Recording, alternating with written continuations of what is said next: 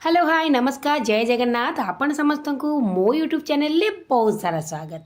आज मु तैयारी करछि गोटे मल्टीग्रेन लड्डू ता आपण मानकु निश्चिंत भाव में पसंद आसबो यह मोर आशा। तो यही लड्डूर रेसिपीटी को देखिया पाई निहाती भाव में वीडियोटी को शेष पर्यंत देखंतु। मु आज प्रिपेयर करछि रागी लड्डू और रागी रे सब कौन कौन जिनस मिसे कि मु लड्डू तैयारी करछि आपण माने पूरा वीडियो देखि चाइले जानि पारिबे। तो एबे देरी न करी चलंतु स्टार्ट करबा लड्डू बनेबा।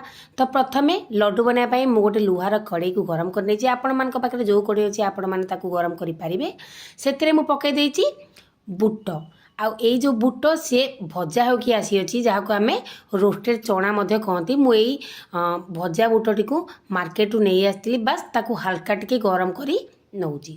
तो देखिपे एपटे बुट को हल्का गरम करके गोटे जगह को मुझे काढ़ी नहीं से सामान कड़े को गरम कर नहीं आते पकई देती मु राशि आ राशि गोटे बाउल मु हाफ बाउल नहीं जाइए राशि और राशि को आम बेसी भाजबानी बास से टिके फुटी हो से भाजी हो सारा आम ताकू काढ़ी नवा। आ जदि आपण मैंने राशि को अधिका भाजबे राशि बिल्कुल पिता लगे बिल्कुल भी भल लगे राशि को हल्का आप भाजबे देखिए राशि जो फुटी फुटीज से काढ़ी ने। तो राशि मोर हो जाता एवं मुझे काढ़ी नेली एवं से सामान कड़े मु पकई देछि किछि ड्राई फ्रुट्स। तो ड्राई फ्रुट्स नहीं जाइए मु आलमंड आउ काजू आपण मैंने आपण हिसाब से ड्राई फ्रुट से आड करेंगे। आपड़ चाहिए पिस्ता भी आड करेंगे आपण मैंने चाहिए वालनट भी आड करेंगे आपण मान हिसाब से। तापर मुझे जाइए किछि किसमिश तो यार भाग माप आपण निज हिसाब से कम बेसी करेंगे। तो ये सबू ड्राई फ्रुट्स मु गोटे बाउल नहीं जाइए जो बाउल मु नहीं राशि से बाउल नहीं जाइए मु सबू ड्राई फ्रुट्स रु गोटे बाउल से बाउल मु नहीं जाइए गोटे बाउल चना। तो ये तार भाग माप। तो देखिपे ड्राई फ्रुट्स आम भाजी होता काढ़ी नेली एवं आपण मैंने देखो गोटे मुठा नहीं जाइए पम्पकिन सीड आ पम्पकिन सीड को तो आप एमती कंचा पकई पारे टे हल्का रोस्ट करके आपण पकेबे। तो देखिपे मुझे हल्का रोस्ट कर पम्पकिन सीड आप निहत भाव कम यूज करेंगे बेसी यूज करवा किसी आवश्यक नहीं। तो देखिपे हल्का रोस्ट कर सारापर ताकू भी मु काढ़ी नहीं गोटे जगह को तापरे सेपटे सब मु जिनस को भाजुली एपटे सब तार गुंड मु प्रिपेयर करी। फास्ट तो मु चना को गुंड करके नहीं आसती तापर सब ड्राई फ्रुट्स को गुंड करके नहीं आसती सब रखिनेली एवं से सामान कड़े पकई देती पाखापाखि 3 ରୁ 4 चामच देसी गुआ घी कारण आज आम प्रिपेयर करवा लड्डू आ लड्डूटी प्रिपेयर करवा बिल्कुल देसी गुआ घी। एवं आपण मैंने देखिपे मोर घीटी पूरा गरम हो जाता माने बेसी गरम करेंगे हल्का हल्का गरम करेंगे आपर से पकई देती मु मांडियार चूना बा जहाँ को आम रागी पाउडर कहती। तो यही मांडिया चूना टी मार्केट नहीं आसी आपण मान पाखे जब मांडिया चूना ना आप मांडिया को ग्राइंडिंग कर तार चूना प्रिपेयर करेंगे। तो ये मांडिया को आम 3 ରୁ 4 मिनट हल्का फ्लेम रे माने लो फ्लेम रे ताकू भाजी नवा जमीती कि मांडियार सब कंचा स्मेल पड़ेब।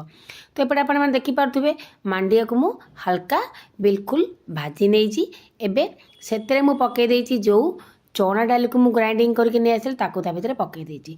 तो ये देखिपे चना डाल को पकई सारा ताकू भल से मिसई नौची एबे फ्लेम को बिल्कुल लो रखी आउ लो फ्लेम रे मांडिया को आउ मु जो आम रोस्टेड चनार पाउडर को ताकू भल से एमती मिसई नेबी। तापर से सामान कड़े जो ड्राई फ्रुट्स को मु भाजिकी आनी पकईदेवी। एबे मु गैस रो फ्लेम को ऑफ कर देछि कारण सब जिनस को प्रथम ही आम भाजी देथिले एबे सब जिनस जेपरी परस्पर सहित भल से मिसी जीव आपण माने ताकू से भली भाजी नेबे। तो एपटे सब जिनस भाजी हो गला सेपटे मु गोटे बड़ बाउल माने जो बाउल मु सब मापिकी नहीं से बाउल गोटे बाउल मु नहीं जाइए खजूरी आ खजूरी मुझे ताकू बाटिकी नहीं जाइए माने ताकू पेस्ट बन के नहीं आसी तार मंजी काढ़ी नहीं आपण मैंने देखिपे एवं से खजूरी को मतलब ता भीतर पकई देवी। तो आम आज पूरा हेल्दी वे रे लड्डू प्रिपेयर करछि एई लड्डूटी आपण मैंने आराम से खाई पारिबे जेहेतु एथिरे सब हेल्दी जिनस यूज होइछि याकू समस्ते छोट रू बड़ खाई पारिबे। तो सब जिनस को मुझे काढ़ी नेली जेहेतु मोर कड़ेटी छोट थिला आउ सब जिनस बहुत होगला आउ कड़े चलई पारे गोटे बड़ जगह को काढ़ी नेली एबे से सामान कड़े नहीं जाए गोटे बाउल गुड़ जेहेतु मु ପ୍ରଥମରୁ ପକାଇ ଦେଇଥିଲି ମୁଁ ଯେଉଁ ଡେଟ୍ସ ମାନେ ଖଜୁରୀକୁ ନେଇଯାଇଥିଲି ତ ମିଠା ପାଇଁ ଆଉ ଅଳ୍ପ ମୋତେ ବାଇଣ୍ଡିଙ୍ଗ ହେବ ଯେପରି ସେଇଥିପାଇଁ ମୋତେ ଗୁଡ଼ ଦରକାର ଥିଲା। ତ ମୁଁ ଗୋଟେ ବାଉଲ ଗୁଡ଼ ନେଇଯାଇଥିଲି ଆଉ ତାକୁ ଅଳ୍ପ ଟିକେ ପାଣି ଦେଇ ତାକୁ ଟିକେ ମେଲ୍ଟ କରି ନେଲି। ତ ଏପଟେ ଆପଣମାନେ ଦେଖିପାରୁଥିବେ ମୁଁ ନଡ଼ିଆକୁ ମାନେ ଯେଉଁ ଆମର ଡ୍ରାଏ କୋକୋନଟ୍ ଥାଏ ତାକୁ ମଧ୍ୟ ମୁଁ ଟିକେ ଗୁଣ୍ଡ କରିକି ନେଇ ଆସିଛି। ତ ଗୋଟେ ବାଉଲର ଡ୍ରାଏ କୋକୋନଟ୍ ମଧ୍ୟ ମୁଁ ପକାଇ ନେଇଛି ଆଉ ରାଶି ପମ୍ପକିନ୍ ସିଡ୍ ସବୁକୁ ଭଲସେ ଦେଖନ୍ତୁ ପକାଇକି ଗୋଳେଇ ନେଉଛି। ସେପଟେ ଗୁଡ଼କୁ ବିଲକୁଲ ବେଶୀ ପାଗ କରିବା ଦରକାର ନାହିଁ, ବାସ୍ ହାଲକା ତାକୁ ମେଲ୍ଟ କରିବା ପର୍ଯ୍ୟନ୍ତ ଆପଣମାନେ ତାକୁ ଗରମ କରିନେବେ। ତେବେ ଦେଖିପାରୁଥିବେ ହାଲକା ଆମର ଗରମ ହୋଇଯାଇଥିଲା। ଏବେ ସେଇ ଗୁଡ଼କୁ ମୁଁ ସବୁ ମାଣ୍ଡିଆର ଯେଉଁ ପାଉଡ଼ର ମାନେ ସବୁ ପାଉଡ଼ର ମୁଁ ପ୍ରିପେୟାର କରିଥିଲି ତା ଭିତରେ ପକାଇ ଦେଇଛି। ଆଉ ପକାଇ ସାରିଲା ପରେ ତାକୁ ଭଲସେ ଏମିତି ଆପଣ ମିଶାଇ ନେବେ। ଆଉ ମିଠା ଆପଣମାନେ ନିଜ ହିସାବରେ କମ୍ ବେଶୀ କରିପାରିବେ। ସେମିତି ବି ମୋ ମାଣ୍ଡିଆ ଲଡ଼ୁ ବହୁତ ମିଠା ଥିଲା। ଆଉ ଯେହେତୁ ଆମେ ହେଲ୍ଦି ୱେରେ କରୁଛେ ତ ବେଶୀ ମିଠା ବି କିଛି ଆବଶ୍ୟକ ନାହିଁ, ବାସ୍ ହାଲକା ମିଠା ଲାଗିବ ସେତିକି ହିଁ ଆମର ଆବଶ୍ୟକ। ତ ସବୁ ଜିନିଷକୁ ଦେଖନ୍ତୁ ମୁଁ ଗୁଡ଼ରେ ଭଲସେ ମିଶାଇ ନେଲି। ତାପରେ ଏବେ ଆସିଲା ଆମର ପାଳି କ'ଣ ନା ଲଡ଼ୁ ବନେଇବାର। ହାତରେ ମୁଁ ଟିକେ ଘିଅ ଲଗାଇ ଦେଇଥିଲି, ଯେମିତି ଆମ ଲଡ଼ୁକୁ ହାତରେ ମୁଠା କରିକି କରନ୍ତି ଆମେ ଠିକ୍ ତାକୁ ସେହିପରି ହିଁ ବନେଇ ନେବା। ତ ଦେଖିପାରୁଥିବେ ମୁଁ ତାକୁ ଏମିତି ଗୋଲ ସେପ୍ ଦେଇଦେଇଛି। ଏବେ ଗୋଟେ ଲଡ଼ୁ ଆପଣମାନଙ୍କୁ ମୁଁ ବନେଇକି ପୁରା ଦେଖାଉଛି, ଦେଖିପାରୁଥିବେ କେତେ ସୁନ୍ଦର ଭାବରେ ଆମର ଲଡ଼ୁଟି ବନି ଯାଇଛି। ତାକୁ ଏବେ ମୁଁ ରଖିଦେବି ଗୋଟେ ଜାଗାରେ। ସେଇ ସମାନ ଉପାୟରେ ମୁଁ ବାକି ସବୁ ଲଡ଼ୁ ଗୁଡ଼ିକ ମଧ୍ୟ ପ୍ରିପେୟାର କରିନେବି। ଆଉ ଏଇ ଲଡ଼ୁଟି ଆପଣମାନେ ଛୋଟରୁ ବଡ଼ ସମସ୍ତଙ୍କୁ ଦେଇପାରିବେ, କାରଣ ଏଇ ଲଡ଼ୁଟି ଏକଦମ ହେଲ୍ଦି ମଲ୍ଟିଗ୍ରେନ୍ର ଲଡ଼ୁ। ସବୁ ହେଲ୍ଦି ଜିନିଷ ୟୁଜ୍ କରି ମୁଁ ଏ ଲଡ଼ୁଟି ପ୍ରିପେୟାର କରିଛି। ଆଉ ମୋ ପୁଅକୁ ଏ ଲଡ଼ୁଟି ବହୁତ ପସନ୍ଦ। ଆଉ ଆପଣମାନଙ୍କ ଘରେ ଯଦି ପିଲା ଅଛନ୍ତି ଆପଣମାନେ ଟିଫିନ୍ ବକ୍ସରେ କ'ଣ ଦେବେ ତ ଏହିପରି ଆପଣ ତାକୁ ଲଡ଼ୁ ବନେଇକି ମଧ୍ୟ ଦେଇପାରିବେ। ତ ଦେଖିପାରୁଥିବେ ଏବେ ମୁଁ ଗୋଟେ ପରେ ଗୋଟେ ସବୁ ଲଡ଼ୁକୁ ବନେଇ ଦେଉଛି।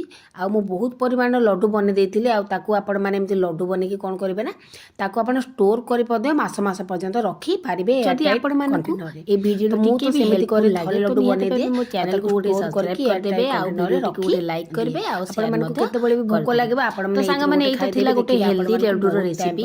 ଆପଣମାନଙ୍କୁ ଗୋଟେ ଅନୁରୋଧ ଭିଡ଼ିଓଟିକୁ ଏଇ ଲଡ଼ୁର ରେସିପିଟି ଆପଣମାନଙ୍କୁ କିପରି ଲଡ଼ୁ ବନେଇକି ନିଜେ ଖାଆନ୍ତୁ ଆଉ ନିଜ ଘରେ ସମସ୍ତଙ୍କୁ ଖାଇବାକୁ ଦିଅନ୍ତୁ। ତ ଏଇତ ଥିଲା ଆଜି ମଲ୍ଟିଗ୍ରେନ୍ ଲଡ଼ୁର ରେସିପି। ଆପଣମାନଙ୍କ ସହିତ ଦେଖା ହେବା ଗୋଟେ ନୂଆ ଭିଡ଼ିଓ ସହ ରହୁଛି। ନମସ୍କାର, ଜୟ ଜଗନ୍ନାଥ।